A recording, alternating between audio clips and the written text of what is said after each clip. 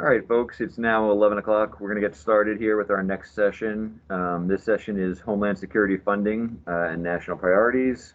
And joining us is going to be Matthew Pritchard. He is with us, part of our VEM team. So I will turn the floor over to you, Matt. All right. Good morning, folks. Let's see. I think my camera's on. Should be working. So good morning, folks. I think that was Harry, even though it's coming through as Ian, but it sounded like Harry. It is. All right, perfect. So thank you, Harry. So good morning, folks. My name is Matt Pritchard. If it's a little bit of Wizard of Oz effect, I am here in Lake Maury, but I am upstairs. So for those folks who may think they have saw me, you have seen me. So if you have questions, folks, after this, feel free to catch me here at Lake Maury. I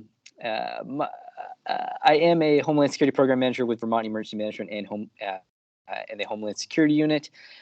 Today, I am joined by the Department of Homeland Security and the Cybersecurity and Infrastructure Security Agency and our Cybersecurity Advisor, Sherry Ayub, who will introduce herself kind of midway through the presentation. And today, during this presentation, I'll be going over some of our Homeland Security grant funding and specifically talking about our national priorities. And Sherry's going to be joining me to talk about some of our resources that the DHS CISA can offer and how those kind of partner well with our grant funding and how they can kind of work together to have a whole community approach to better build a grant application that has a kind of risk management background and how those can kind of work together to build better resilience within our state and work together specifically within the areas of soft targets in crowded places and cybersecurity. Now, we were going to be joined by our protective security advisor as well, but unfortunately he did get called out on a detail. So he unfortunately passes along his best, but couldn't join us today. So I will be talking about some of the resources they offer there, and Sherry will be bettering on some of those resources as well. So this is kind of a layout about what we'll be talking about today over the next 30 to 40 minutes or so.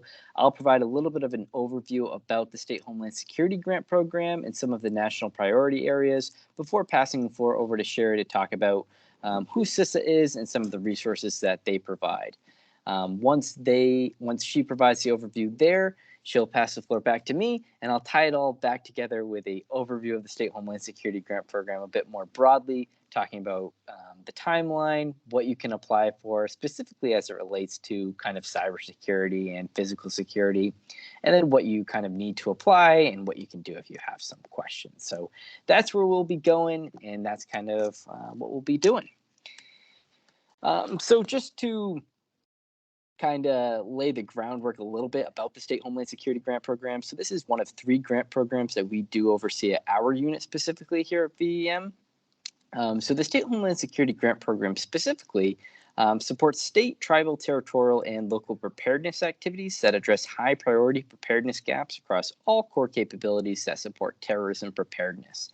So if you just saw my last session, this grant does specifically tie into the THIRA SPR process, but this kind of important part about this grant program specifically is that this grant does support terrorism preparedness activities. So all of our grant programs within the Homeland Security Unit do support terrorism preparedness activities. So we do look to have a nexus to terrorism when it comes to our grant program specifically.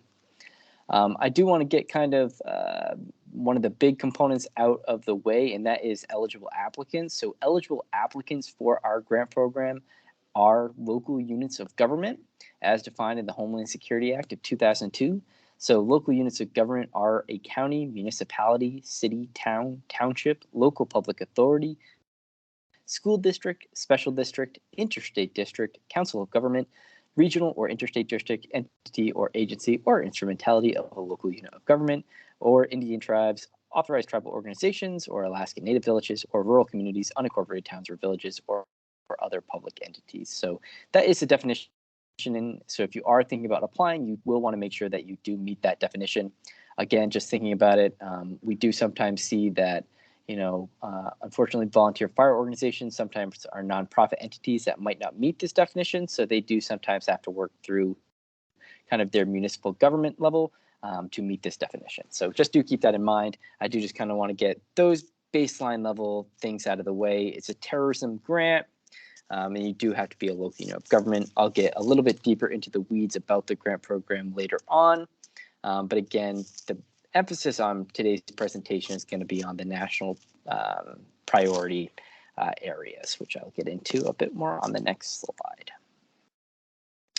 So the national priority areas. So in 2020, FEMA kind of took a look at the State Homeland Security Grant Program and looked at the overall preparedness of our country, looking at thyra SPR and the overall threat landscape around the country, and identified several national priority areas or areas of great significance to the nation.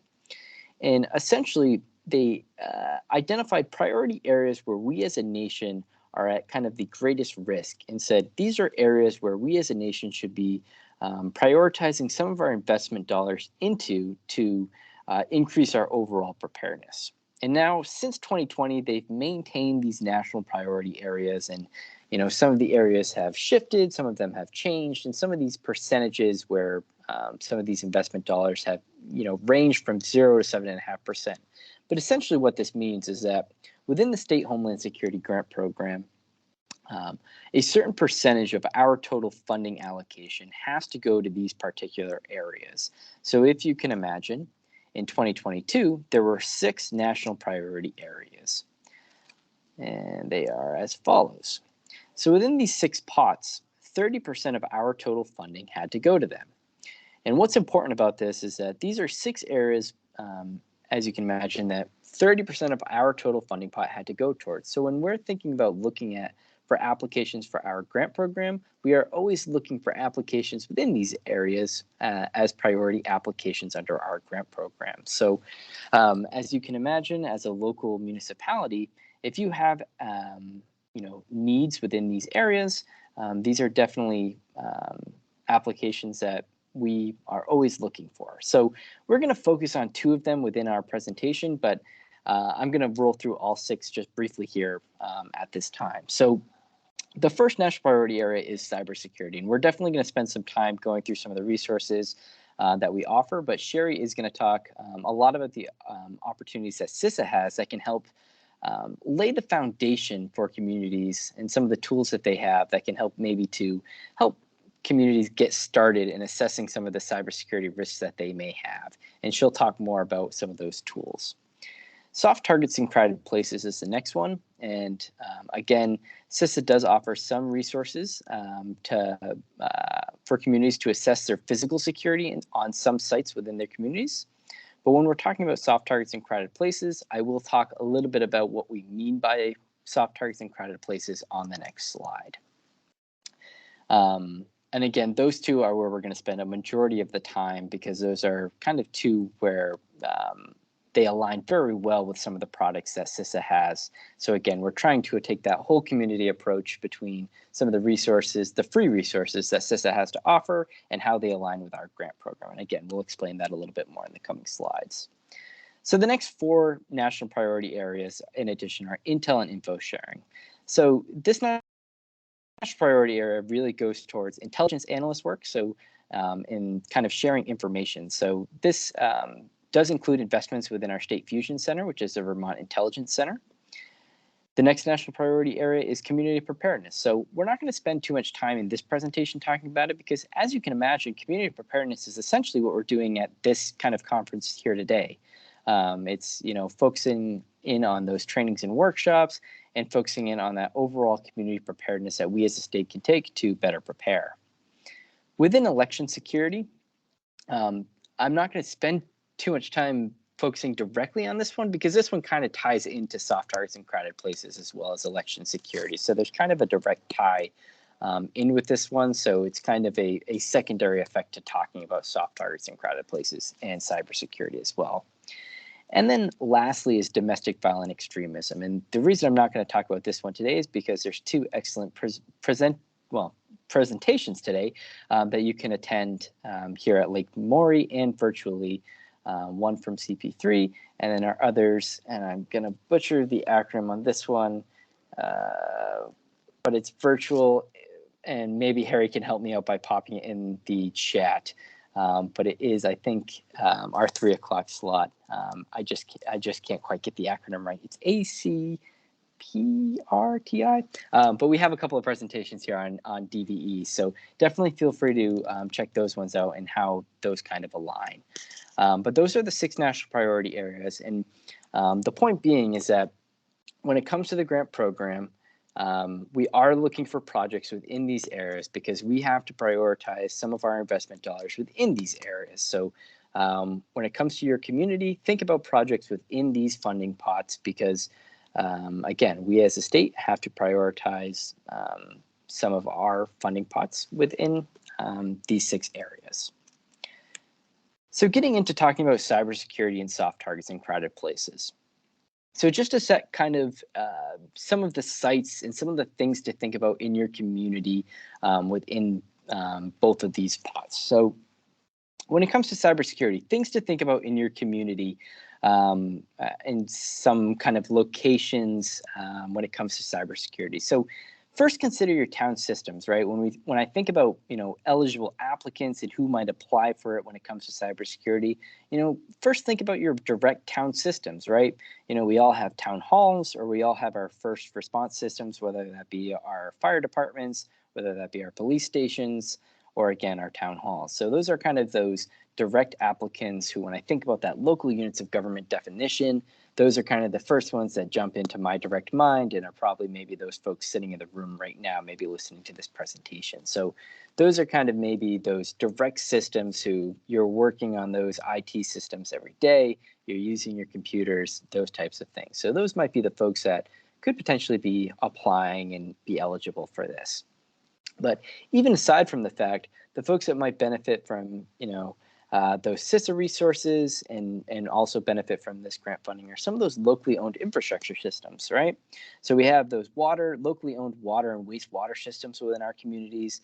They are reliant on cybersecurity and IT systems as well. We have those locally owned energy systems within some of our communities. So, as a local emergency management director within your community, you're likely connecting with some of those public works directors within your community, or sitting in the room, you might be the public works director within your community. So think about that as well, and think about how you use IT systems within your community and how you're connected to those systems.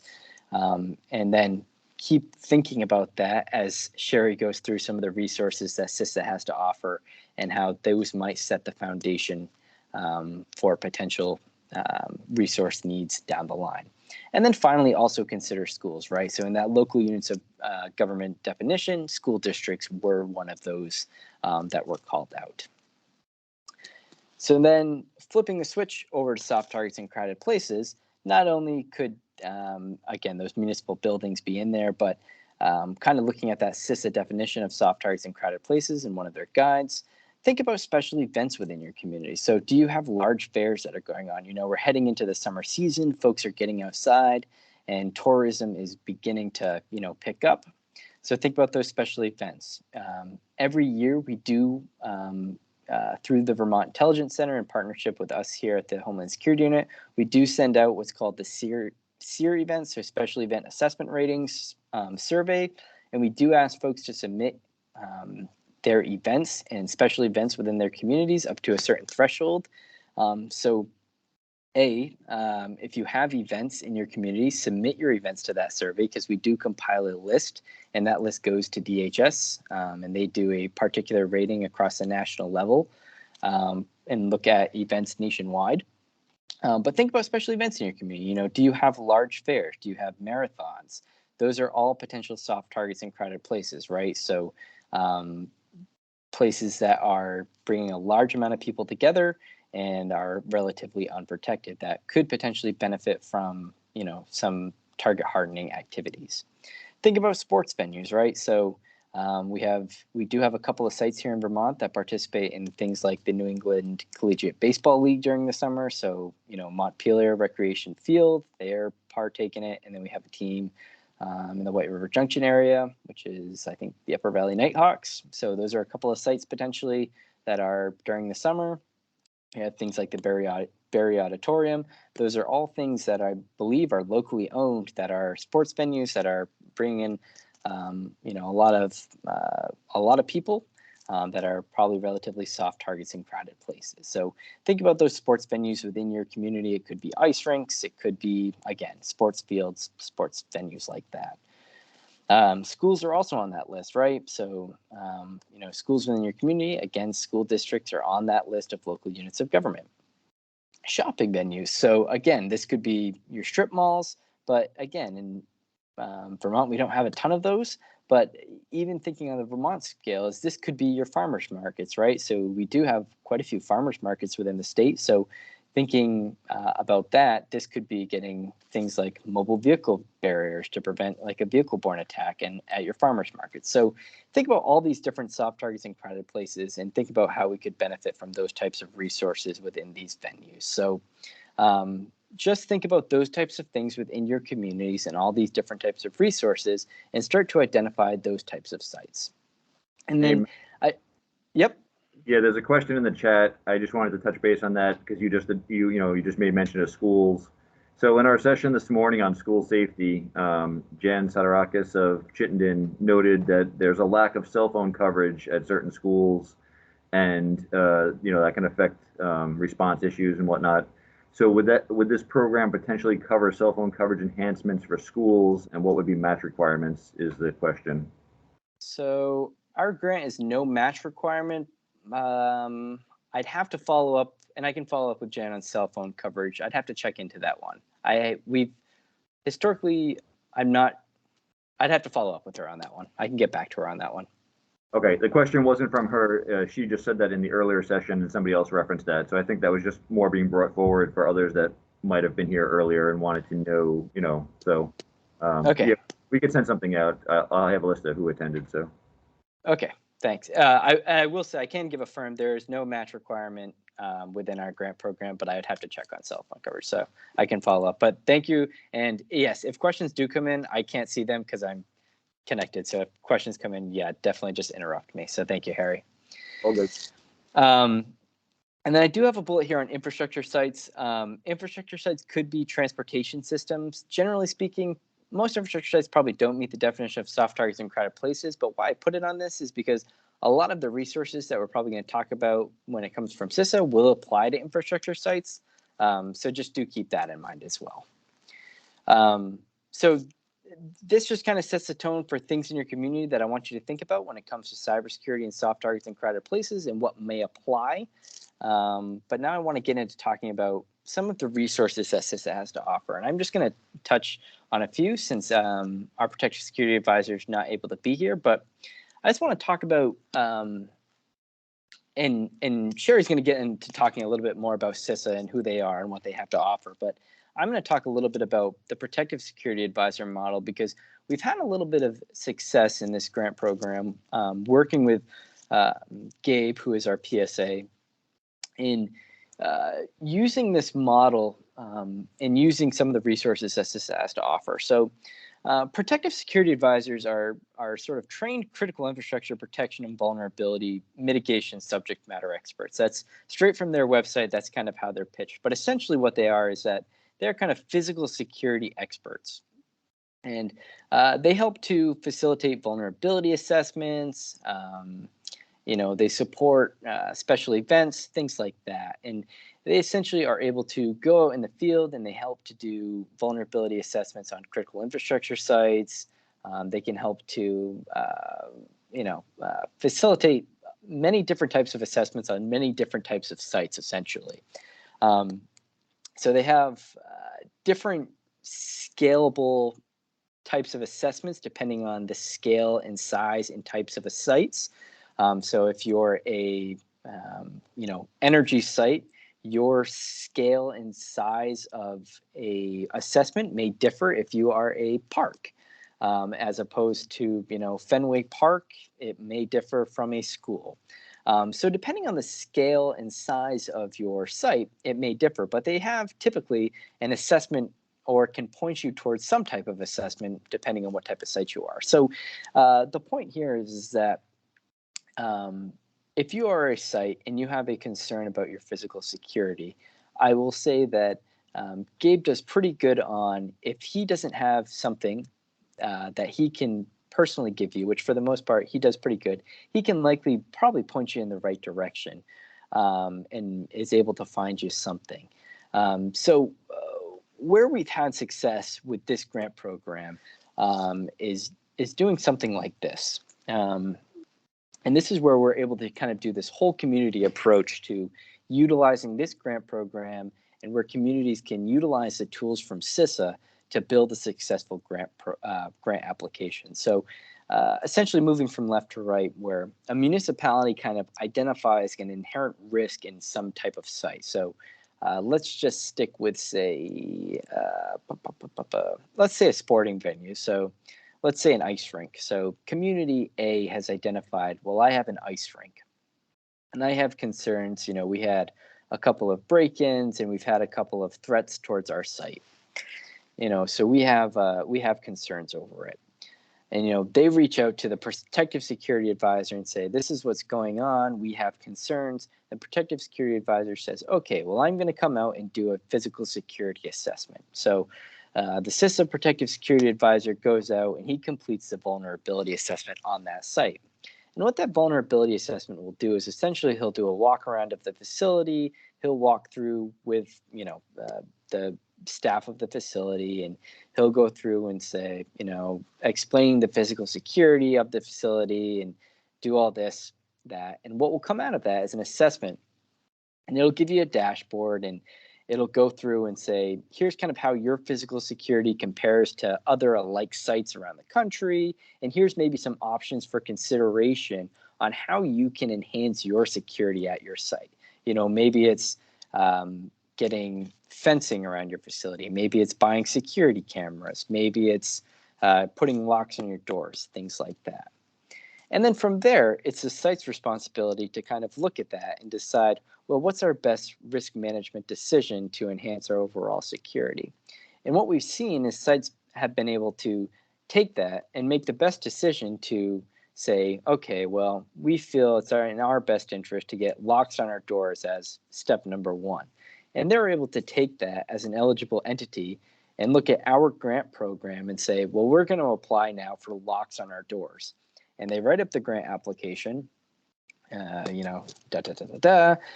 we're going to apply for locks on our doors. And, through the grant process, their grant gets evaluated, and if selected through the competitive process, they then get approved for locks on your doors.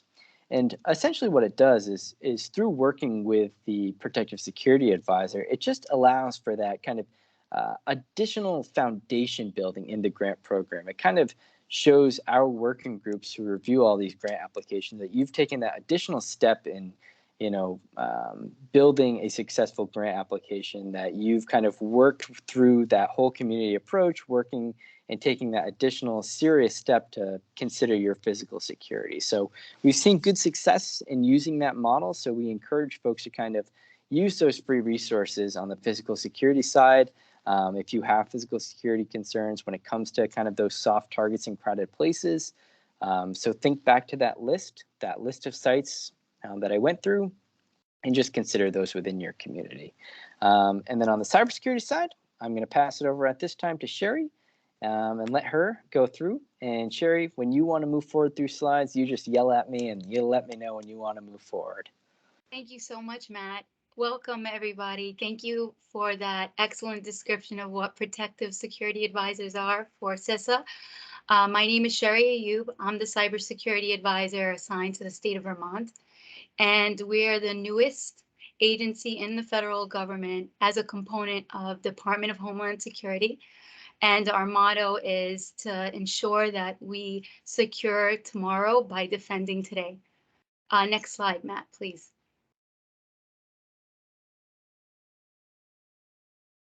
So as you could see, we have a footprint all over the country. CISA has a regional office in every single region. I'm part of Integrated Operation Division, and my region is Region 1, the New England one.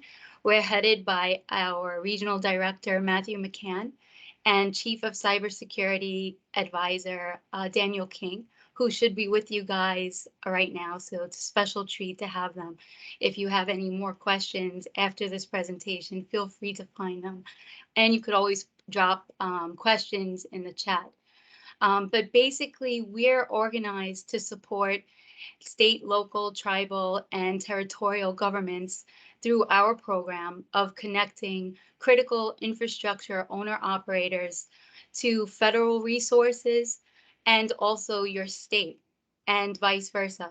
We put workshops together on cybersecurity training and awareness.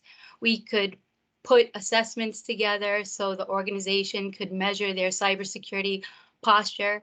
All of our services are voluntary.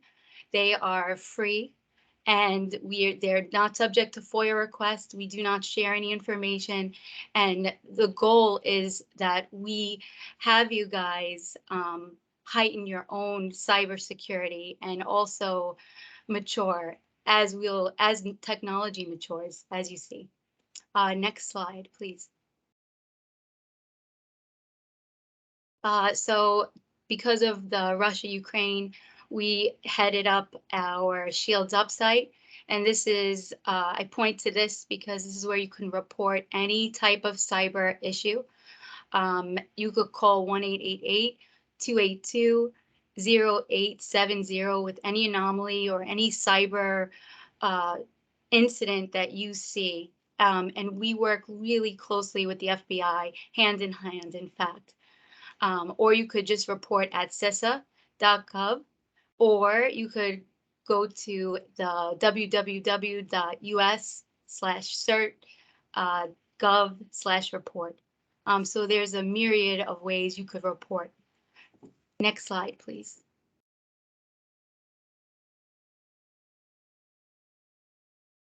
Okay, so I just wanted to put this in. This is what's happening in the background when a cybersecurity incident occurs. So a cyber incident is an occurrence that actually or potentially jeopardizes the confidentiality, the integrity, or the availability of digital information or an information system, and that constitutes a violation of imminent threat, a violation of security policies, security procedures, or acceptable use policies. And if you see that chart, you'll see that CISA is the lead for asset response. So all of our critical infrastructure is owned and operated by the private sector. So we rely on this collaboration with all of you. We have a threat officer from DHS that's embedded within every state. Be it through a fusion center. In Vermont's case, that's the Vermont Intelligence Center. And we also have intelligence support, and that's led by ODNI. And there's also a state response, that's your Vermont Emergency Management or your emergency directors. So with this, I hope to give you guys some more light on all the resources you could contact.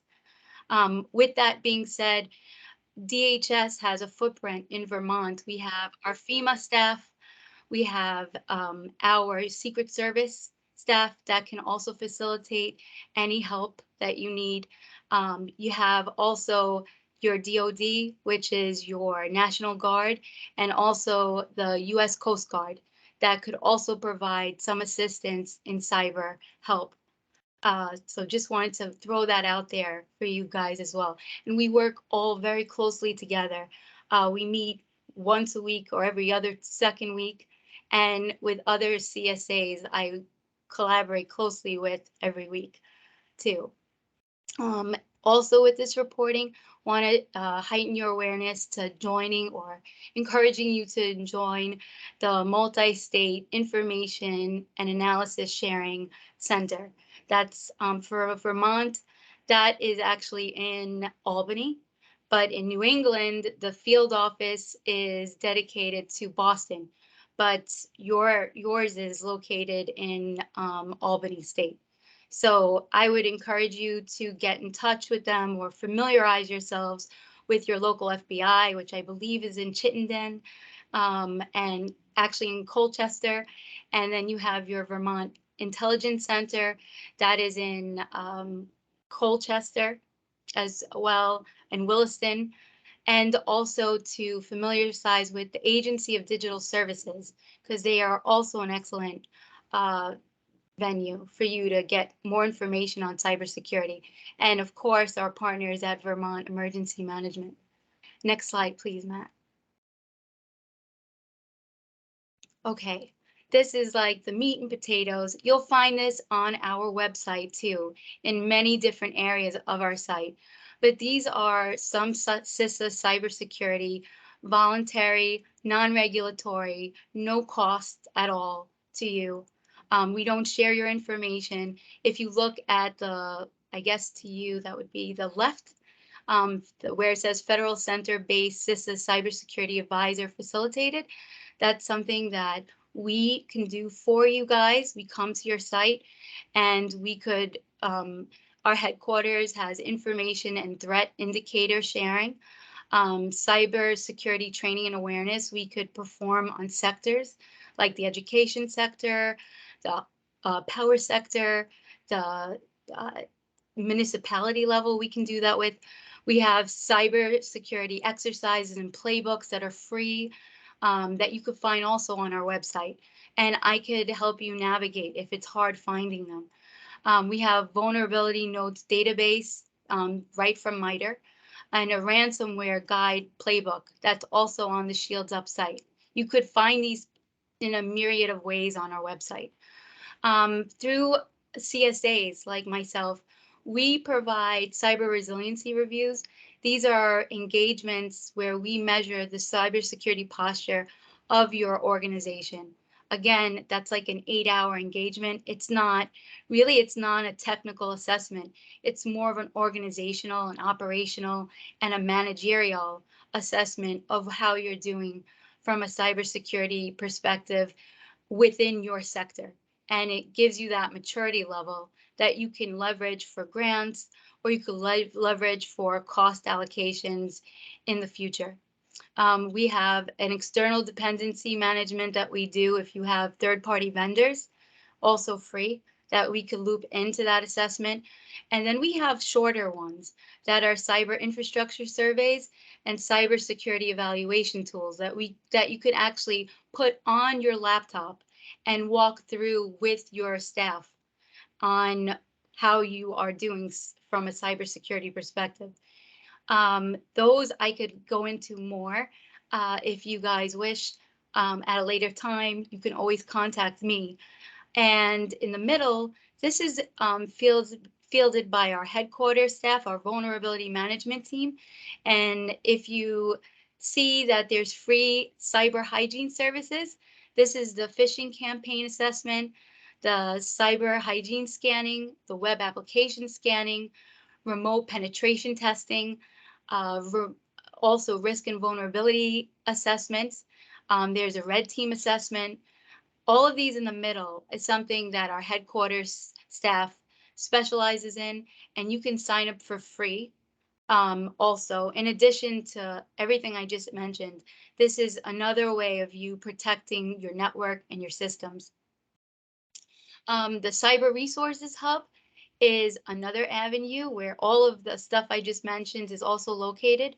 And basically, you can be provided with remote and on-site assistance, malware analysis, hunt and incident response teams could be right there at your home when you call report at CISA, and incident coordination that I myself could provide to you, or report at CISA.gov.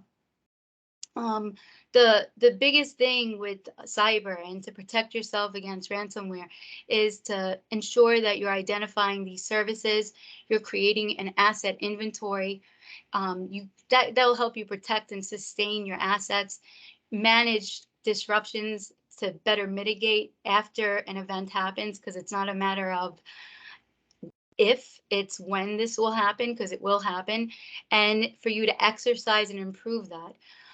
We have a huge field footprint that also provides tabletop exercises. We have chemical security inspectors that are in the field too, that can help assist critical infrastructure owner operators that are handling very sensitive chemicals, water treatment facilities, and they could guide you through that type of mitigation and how to better prepare too. Another offering that the Protective Security Advisor assigned to the state of Vermont, Gabe Palazzi, he's at our southern border right now volunteering for surge support. But there's something called Operation Flashpoint, and that's educating the state on improvised explosive devices. And, if you work in an area, how to mitigate and how to see if, your staff, train your staff on how to, like, if they hear something, say something. Next slide. I think that's it, but that was a lot. And if you guys have any questions, please feel free to reach out anytime. Thank you so much, Matt and Vermont Emergency Management. Thank you. Thank you, Sherry. All right. So tying that all together, folks, so just to think about this, just like with physical security, right, is that CISA has these resources just like Sherry was describing. So when we think about building kind of that grant application and thinking about vulnerability assessments, just like with physical security, is that municipality A identifies that, hey, we'd really like to make use of some of these cybersecurity resources that CISA has, at our municipality system. We have concerns that, we want to get checked out. We want to do a review of our system. CISA comes in, does a review, and it says, hey, maybe we're a little bit behind.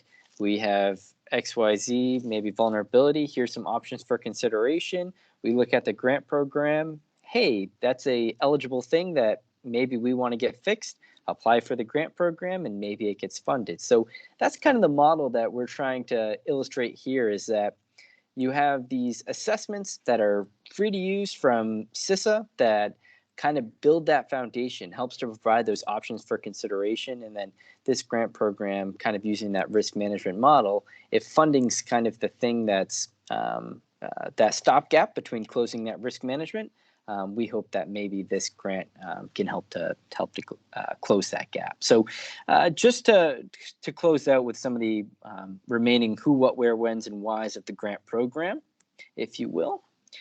Let's see if I can move the slide forward here. There we go. So who can apply? I kind of already went over this, but just to reiterate, so local units of government, state agencies are also eligible to apply. The states can hold more than 20%, but we have to do any more than that with the written permission of local units of government. So what can you apply for? That's always a question we get. So just thinking about, again, cybersecurity and soft targets in crowded places. So planning costs. So if you want to stick with planning costs and you want to develop kind of that cyber response plan, right? You develop your local emergency management plans, but if you wanted to develop just that specific cyber response plan, you're hit with ransomware. What do I do now? That could be an eligible cost. You want to bring in a vendor to help you develop that. That could be an eligible cost. If you want to help develop a specific, you have a specific special event every year that's super big and it's continuing to grow, and it's bringing in thousands and thousands of people, or you think it's going to get there, maybe it's developing a specific plan for that special event. Training costs. If you wanted to, get some specific cybersecurity awareness training going, or specific physical security training that you wanted to get, that could be eligible training costs. Or it could be exercise costs, developing a cybersecurity related exercise following that H-suite model, of course. Or it could be, again, a specific special event focused exercise. Within equipment, all equipment is going to have to be listed on what's called the FEMA authorized equipment list. I just pulled out a couple just to kind of keep within that soft targets, crowded places, and cybersecurity. But category 4 is information technology, and category 5 is cybersecurity enhancement equipment. So that's kind of the cybersecurity realm. That's going to be, your firewalls, your softwares, things like that. And then category 14 and category 15 is physical security enhancement equipment. So that's going to be your locks on your doors, your CCTVs. And then category 15 is inspections and screening systems, which is going to be things like your X-ray screenings and things like that. So just a couple of places to check out and keeping within that realm of things to consider.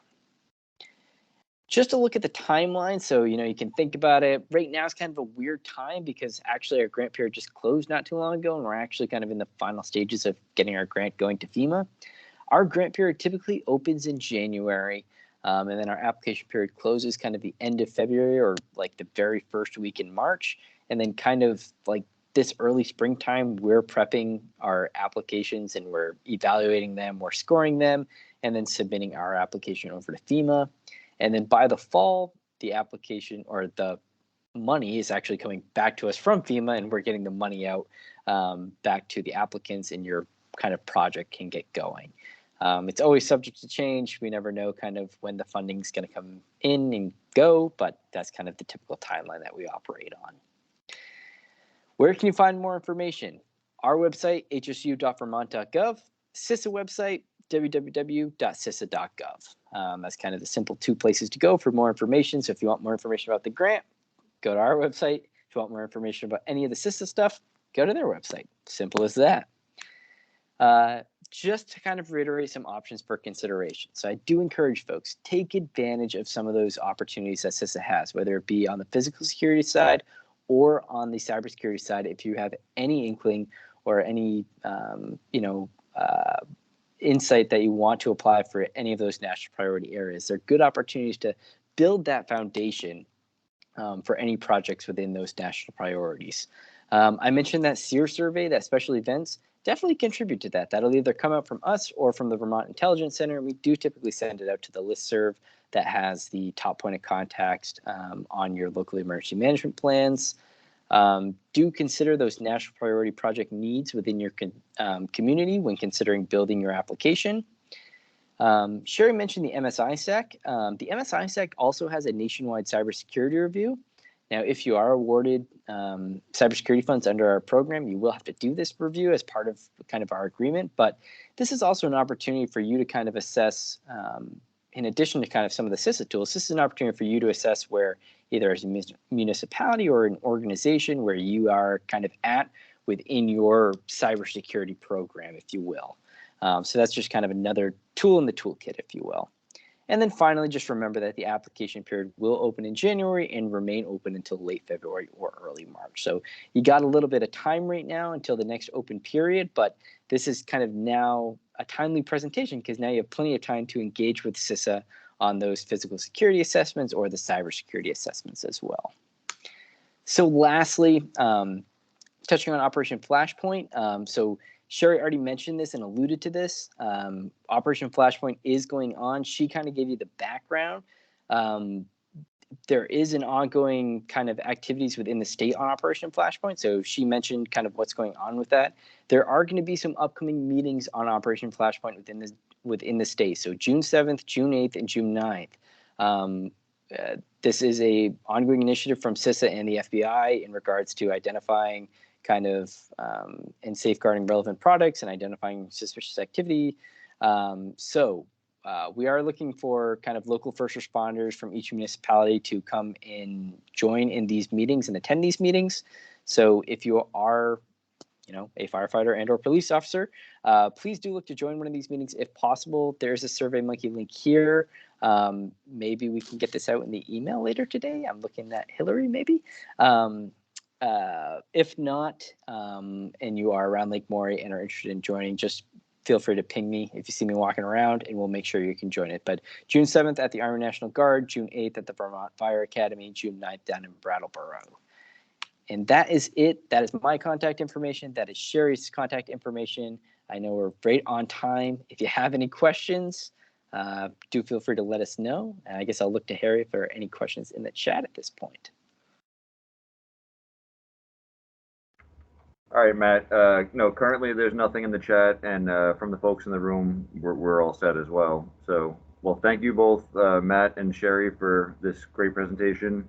And I know, Matt, you are here, so anybody who wants to come up to you can ask you further. And as always, they can reach out to you, for clarification or questions.